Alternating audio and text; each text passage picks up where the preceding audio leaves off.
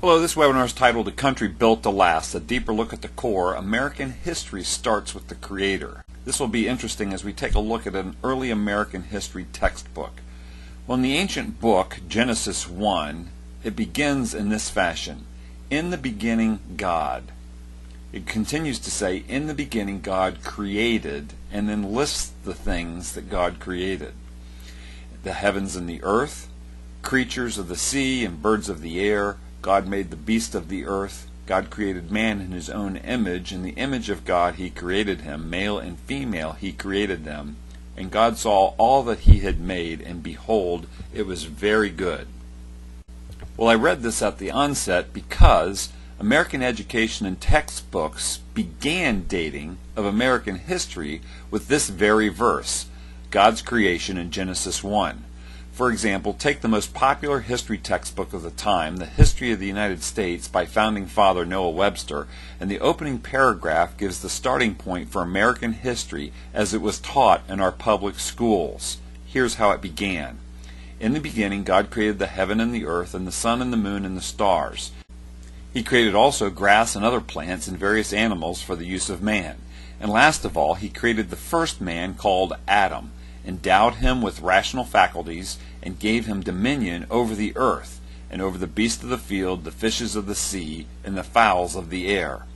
Significantly, American history as it was taught in the founding period, history began with God's creation of man.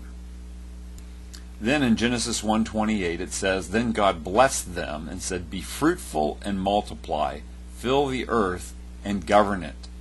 That means to bring forth its glory. That man should govern over the earth in such a way to be a steward over its resources and to allow man and humankind to flourish. This creation theme is embedded in the Declaration of Independence, as we found out already, with the core being the Creator. And let's take a look at these words again in a more deliberate and pondering fashion. That all men are created. That says something if we just stop the phrase right there. But they're created equal before God and equal before the law. Every person has a different set of talents, resources, gifts, and abilities, but what is equal is they're standing before God and they're standing before the law. That this is granted to them and they are endowed, that God endows people as a permanent gift by their Creator certain unalienable rights, among these being life, liberty, and the pursuit of happiness. In other words, the pursuit of one's dreams. So here's a question I leave you with. Are you being a good steward of these things that have been endowed to you?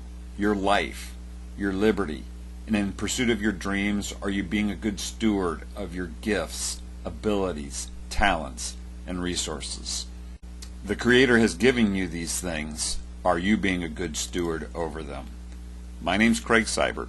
Thanks for listening.